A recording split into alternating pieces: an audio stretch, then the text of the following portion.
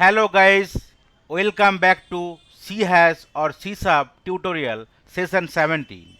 In today's session you can learn about the constructor, parameterless, parameterized, static and private constructor, and also you can learn what is constructor overloading. So what is constructor? So constructor is a block of codes similar to method. It is called when an instance of the object is created and memory is allocated for the object. So you already seen, right? Whenever you are creating the object with the help of the new keyword for the particular class, automatically default constructor will be created. The constructor is a special method that is used to initialize object. The advantage of a constructor is that it is called when an object of a class is created. Like method, a constructor also contain the collection of instructions that are executed at the time of object creation. It is used to assign initial value to the data member of the same class. The purpose of the constructor is to initialize the object of a class, while the purpose of a method is to perform a task by executing C# code. Every time an object is created using new keyword, at least one constructor is called. It calls a default constructor. C# constructor can be public or private. A class can have multiple overloaded instructions but cannot be overridden.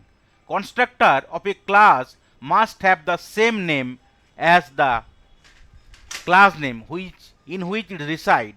A constructor must have no explicit return type. So whenever you are creating the constructor, name should be by default should be the class name. You cannot create any other name, right? So that it will be called as a method or not the constructor. And in case you are giving a return type, it will be again treated as a method, not the constructor. So constructor should be the same name as the class name, and constructor should not have any return type.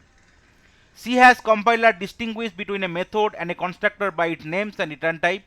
In C#, a constructor has the same name as that of the class and does not have return type. That is the primary thing. It will make differentiate between from the method. So method can have same name as the class name. So constructor also should be the same name. Method will have a return type, but constructor cannot have a return type.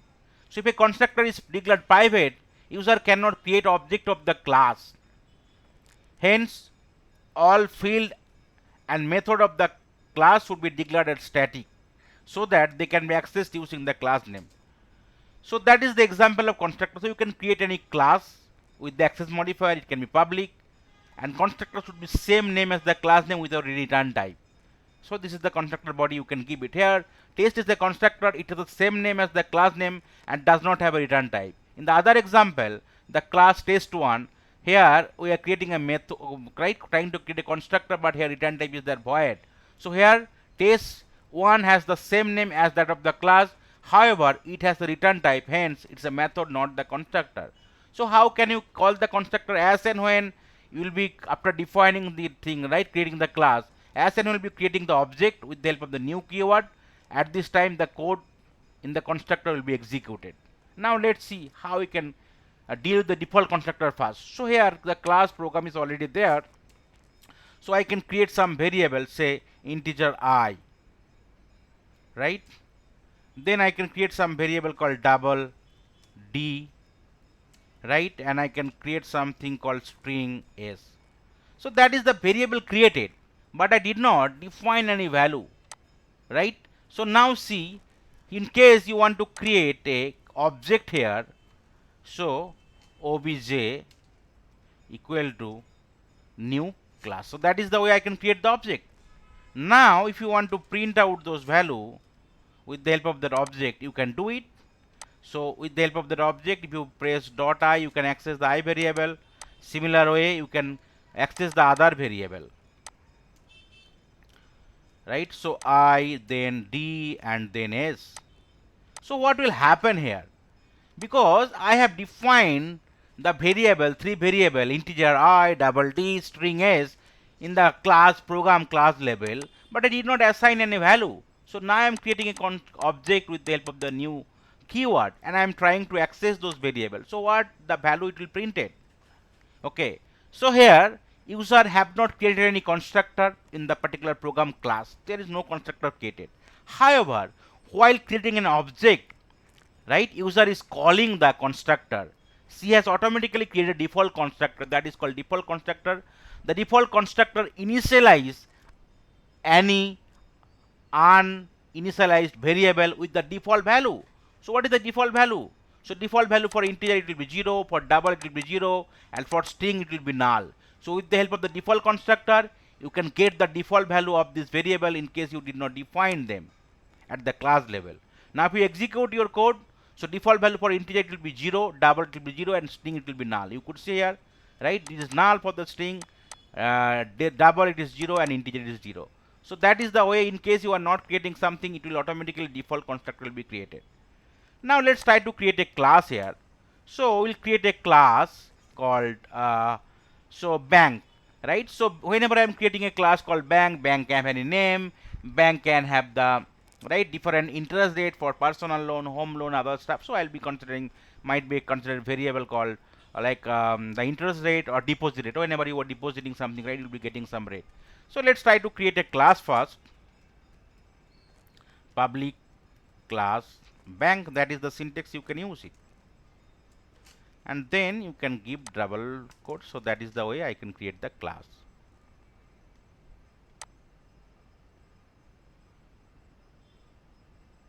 No need to give that bracket, sorry. So that is the way I can create a class.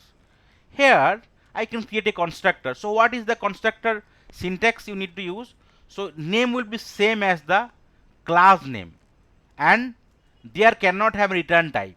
So in case you are creating any method, right, you could see here public, right, you can give something called void, and then you can create a method. Method name can be same name as the right name of the class as well. Now if you want to use console dot write line, here you can print something called right bank constructor.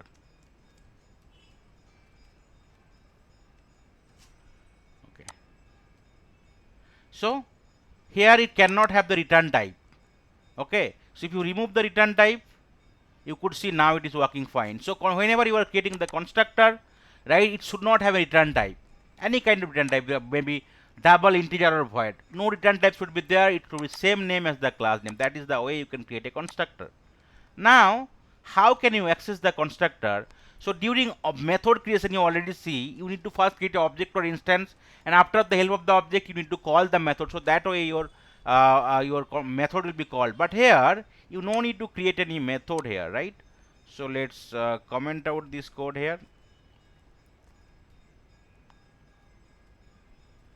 Okay, so how can you create a constructor? So as and when you are creating an instance b1 equal to new bank, automatically your constructor will be called.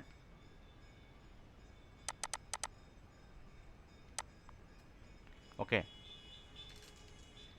now if you execute your code, you could able to see here, as and when you are creating the constructor, right, the object or instance, immediately constructor will be called. Okay, you could see bank constructor is coming. So that is called parameterless constructor.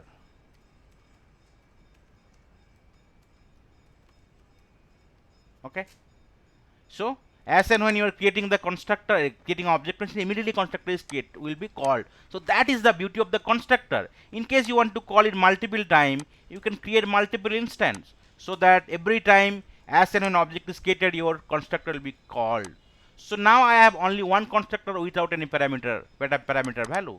So you could see this is 2 times it is called, because I have created 2 objects, right, for the bank class. Now in case you want to create more constructor, it can be possible, right? So it will allow, CS will allow you to overload the constructor, means 2 or more constructor can be there. But here you need to change the variable or the signature, right? So that is the way you can create more constructor in the same class. So user can create 2 or more constructor in a class. It is known as constructor overloading.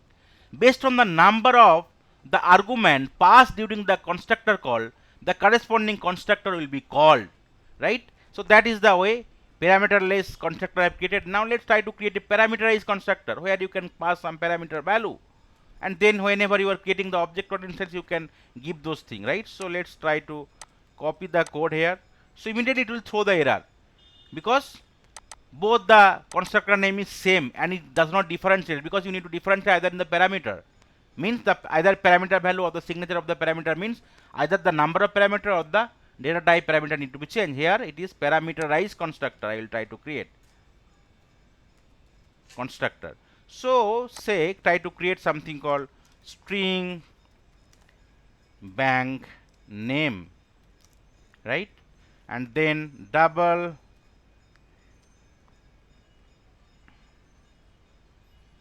say interest rate, and I can create one more variable called double say deposit rate, right? And here I want to print out all the variable. I can give some space here. So how can I give some space? I can give some that concatenation sign, and I can give double quote space symbol. Again I can go concatenation a plus sign, then I can call the second variable, right? Then I can give the plus sign again, then I can give some space, and then again I can give some plus sign, and then I can call that other one. So that is called, right, parameterized constructor, and that is the way you can create multiple constructor where you need to change the type of parameter or the number of parameter. Type of parameter means data type you can change it, or number of parameters means like instead of 1, 2, 3 you can give it 4, or maybe other parameter you can use. Now let's try to access that parameterized constructor. I can create a new object b3. So here it is no warning or error message is there because that already available, that kind of constructor already available where there is no parameter. So now if you want to access this particular constructor, so you have to give 3 parameter. First one is the bank name, which is string format. So say give, I can give something called HDFC bank, right? And then I can give comma, then say interest rate. Suppose what is the interest rate in case bank is giving someone say maybe 8.75% interest rate, right? Generic way. And then deposit it, if you want to deposit something, might be you are getting 6.5%. So now it is working. Now if you execute your code, right, you can see here it will be displaying the corresponding value from the relevant constructor. You could see it is coming as HDFC, right, bank name, then paste interest rate, which is nothing but 8.75, and then deposit rate, which is nothing but 6.5. Now you can create one more object or instance. So you can create something called before. So here the beauty is that as and when you are calling the constructor, immediately relevant constructor is getting called. But for the method you need to create an object or instance, and then you need to call the method separately. But here as and when you are creating the object or instance, immediately relevant constructor will be called. So say I am giving something called 8.5 here, interest rate, and deposit rate might be 6.25, right? That is the way you can create multiple object or instance, and that particular object will call the relevant constructor based on the your right argument you are passing it.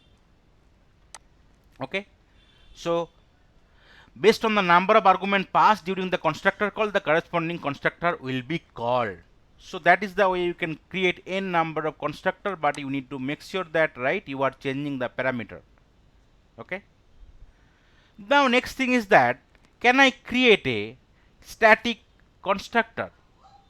Okay, so whenever you are creating a static constructor, you need to make sure that right that similar kind of thing is already present. So let's, instead of public, I need to give it static. So here it is called static constructor. So bank static constructor. So what will happen here, let's, no need to directly independently call the static constructor. So right, I can comment out it. So as and when you are calling the normal constructor, automatically static constructor will be called along with the that constructor, right? So static constructor, user cannot call a static constructor directly. However, whenever user is calling a regular constructor, the static constructor get called automatically. So now if you want to execute it, so right, both the normal bank constructor and also static that particular constructor, both the methods will be, both the method body will be called or constructor body will be called. You could see first bank static constructor and then bank constructor. So bank static constructor is coming from the static bank constructor and it is coming from the public bank constructor. So that is the way you can deal with the static constructor. Now there is last one is called private constructor. Okay, so let's create a private constructor. Similar way, I can copy the code here. I can give something called, instead of static, I can give something called private. So you cannot create the private constructor same way as anyone gives private. So you need to change the variable, right? So private. So here you need to vary it. You need to overload it. So maybe I can give something called string only bank name for that one. I want to pass that variable and I want to append it here, right? Bank private constructor. Now what will happen in case you want to create a object or you want to create an object for that private constructor, so it will not allow you. So that is the thing. You can create a private constructor, but it will not allow you to create the object or instance. Will throw the error. Bank say b5 equal to new bank, and so this is the private constructor. So what I can do, I can pass the bank name here. So that is the way it will call that particular constructor. So say SBI. As and when you are giving SBI, so immediately that particular constructor will match and it will try to execute it. Now you could see error message is coming. If you want to forcefully execute it, it will throw you the error called, right, bank string is inaccessible due to its protection level. So you can define something, but you cannot create an object or you cannot create an object or instance for that constructor. So constructor is similar to method, but it cannot have a return type, and constructor name should be always the same name as the method name, as the class name. And in case you are not creating any constructor, by default constructor will be created. So default constructor will help you, right? So in case you did not define any variable value, so it will help you to initialize the variable value, right, with the default value. So for integer, decimal, right, double, it will be 0. For string, it will be null, like that. So constructor can be declared as a public and private. So public means it will not be a problem, so you can declare private, but in case you declare some private, right, you cannot create the object or instance. Okay, so constructor can be overloaded, right? You can create multiple constructor for the same class, use changing the type or the number of arguments there, but it cannot be overridden. Okay, so that's all from today's session. Thank you.